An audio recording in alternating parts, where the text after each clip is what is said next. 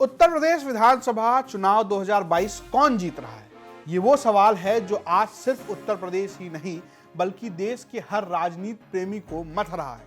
हालांकि इसका जवाब देना अभी इतना आसान नहीं, पर इसके साथ चल रही साइड स्टोरी पर नजर डालें तो तस्वीर कुछ हद तक साफ हो सकती है। यूपी की राजनीति एक ऐसी ही कहानी है। फिलहाल प्रियंका गांधी के इर्द गिर्द घूमती नजर आ रही है, चाहे लखीमपुर खीरी की हिंसा हो या अभी आगरा में सफाई कर्मियों की कस्टोडियल डेथ का मामला हो। प्रियंका फ्रंट से लीड करती दिख रही हैं। सबसे पहले पीड़ितों से मिलने की कवायद में वह विपक्ष में अपने समकक्ष अखिलेश यादव और मायावती से आगे नजर आई हैं। प्रियंका ने यूपी में डोमिनेटिंग कास्ट पॉलिटिक्स के आगे जेंडर पॉलिटिक्स का दांव भी चला है। उन्होंने महिलाओं को टिकट बंटवारे में 40% आरक्षण और स्कूल कॉलेज की लड़कियों को स्मार्टफोन और स्कूटी देने का वादा भी किया है। यूपी के आज के सबसे महत्वपूर्ण जो दो चुनावी सवाल हैं वो ये हैं कि क्या प्रियंका गांधी की कवायद यूपी में 1989 के बाद से अपने वजूद को तलाश रही कांग्रेस को संजीवनी देने का काम कर पाएगी? क्या यूपी में प्रियंका और कांग्रेस की मजबूती का खामियाजा सपा को उठाना पड़ेगा, यानी अखिलेश यादव को नुकसान होगा या फिर भारतीय जनता पार्टी को? नमस्कार, मैं हूं रजत सिंह और ये है यूपी तक। आज हम आपको इन्हीं दो सवालों के जवाब से रूबरू कराने की कोशिश कर रहे हैं। दरअसल इसको लेकर अलग अलग तरह की राय सामने आ रही है। एक पक्ष है जो यह मानकर चल रहा है कि कांग्रेस अगर बढ़ती है तो उसका खामियाजा अखिलेश को उठाना होगा।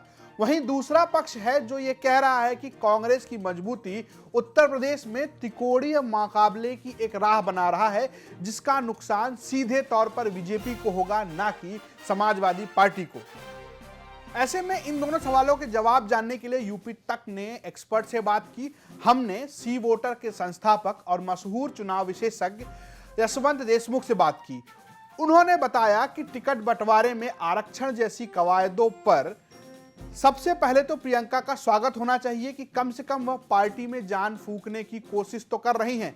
प्रियंका को उन जगहों पर भी ऐसा निर्णय लेना चाहिए जहां उनकी पार्टी की सरकार है या वो मजबूत स्थिति में है। यशवंत ने हमें बताया कि 50 से 60 सालों से कांग्रेस का मौलिक वोट 3 ही रहा, यानी कि 3 लोग कांग्रेस को वोट करते रहे हैं। इसमें ब्राह्मण, दलित और मुस्लिम है।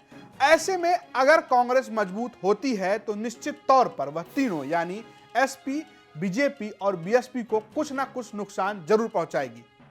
लेकिन अब सवाल यह है कि आखिर ज्यादा नुकसान किसे होगा? इस मामले पर यशवंत देशमुख कहते हैं कि इधर लगातार बीजेपी से ब्राह्मणों की नाराजगी की बात कही जा रही है। इसके बावजूद तमाम वोट ट्रैकर्स यूपी में बीजेपी को 40 से 42% वोट पाते दिखा रहे हैं। ऐसे में अगर ब्राह्मण उसे वोट नहीं भी करता या कांग्रेस को कर देता है तो बीजेपी को कोई खास नुकसान होता नजर नहीं आ रहा। वहीं वो आगे कहते हैं कि बीएसपी के पास अब सिर्फ कोर वोट जाटव ही नजर आ रहा है। ऐसे में कांग्रेस ब्राह्मण मुस्लिम वोट पर ही असर डालती नजर आ रही है। यह भी इस बात पर डिपेंड करेगा कि कांग्रेस बड़ी तादाद में किसे टिकट देती है। अगर वे मुस्लिम हुए तो एसपी को ज्यादा नुकसान होगा। क्या यूपी में प्रियंका गांधी कांग्रेस की दशा दिशा बदल पाएंगी? क्या चुनाव से पहले अब इतना वक्त बचा है कि प्रियंका की राजनीति कांग्रेस के लिए मौसम बदलने वाली साबित हो पाएगी? यशवंत देशमुख इस संभावना को खारिज नहीं करते, बल्कि त्रिपुरा के चुनाव का उदाहरण देते हैं, जहां कम वक्त में बीजेपी ने पूरा माहौल ही बदल दिया था। हालांकि वह यूपी में ऐसा हो पाने की नगण्य संभावनाओं के तकनीकी पक्ष को एक्सप्लेन करते हैं। वे कहते हैं यूपी में सिचुएशन बदल सकती है अगर बीजेपी के वोट कम हो। ट्रैकर्स के हिसाब से बीजेपी जब 40% से नीचे आ ही नहीं रही या एसपी 40% के पास जाती नहीं दिख रही तो तस्वीर बदलने की गुंजाइश बहुत कम है।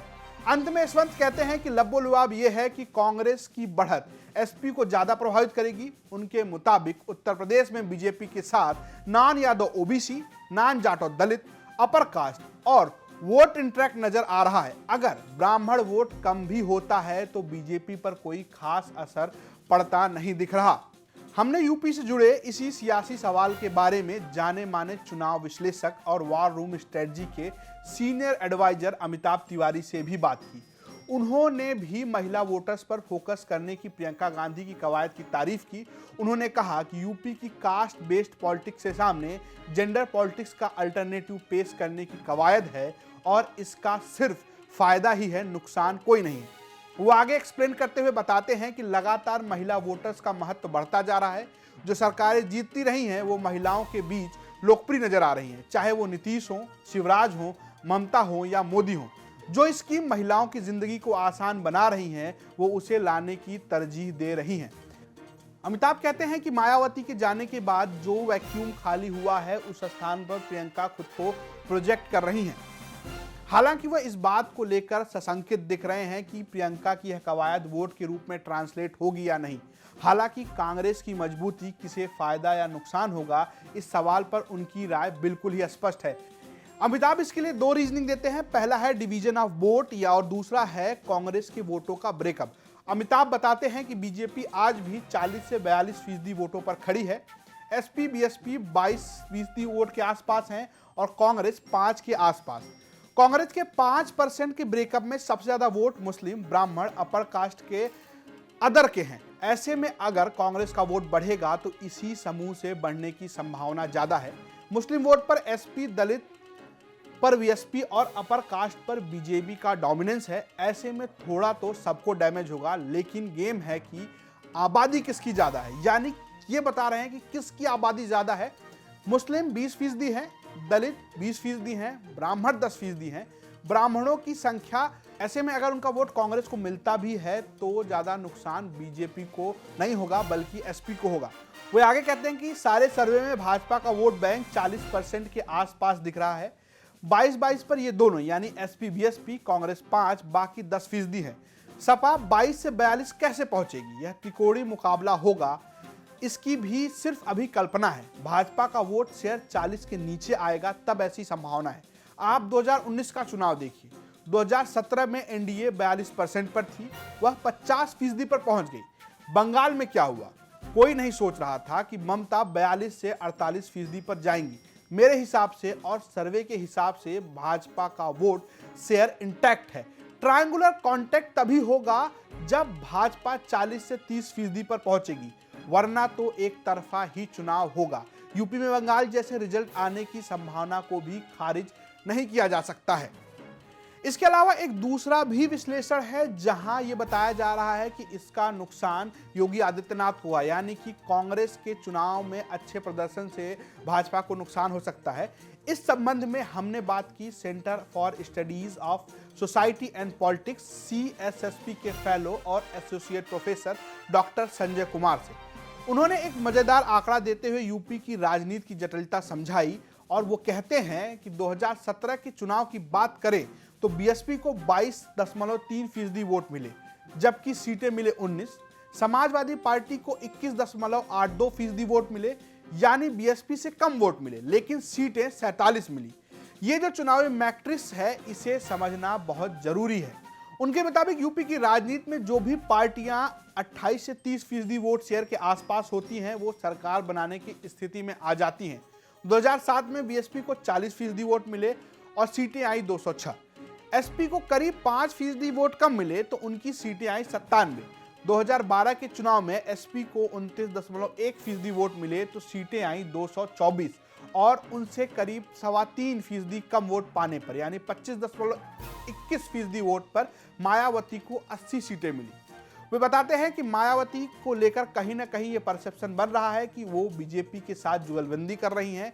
ऐसे में उनका वोट बैंक दांव पर है। उनके मुताबिक अगर आक्रामक कांग्रेस एसपी ने दलित वोटों में सेंधमारी की तो यूपी चुनाव रोचक हो जाएगा। वह स्पष्ट कहते हैं कि यूपी में दो तरफा चुनाव में बीजेपी भारी है, पर अगर कांग्रेस की कवायद पर इस चुनाव को त्रिकोणीय बनाया जाता है तो अखिलेश की संभावनाएं मजबूत होंगी, क्योंकि वो पहले ही करीब 28% वोट बेस यानी मुस्लिम यादव पर खड़े हैं। फिर लड़ाई 2012 और 2007 के चुनावी आंकड़ों जैसी दिखाई देगी, जहां सारा जोर 30 से 32% वोट पाने पर होगा। हालांकि चुनाव गणित होता है और गणित नहीं भी होता। चुनाव में रातों रात खेल बनते हैं और बिगड़ते भी हैं। ऐसे में ये चुनावी विश्लेषक कितने सटीक होंगे ये तो आने वाला वक्त ही बताएगा। पर एक बात साफ है कि चुनाव में कांग्रेस की क्या पोजीशन होगी, ये एसपी और बीएसपी दोनों की जीत और हार के बीच काफी अहम जरूरी सवाल बन जाता है। ये स्टोरी आपके लिए लिखी थी हमारे वेबसाइट के सहयोगी अमीश राय ने, प्रस्तुत किया मैंने, रजत ने, और कैमरे के पीछे मौजूद है दीपांश। तमाम बड़ी खबरों के लिए बने रहिए यूपी तक के साथ।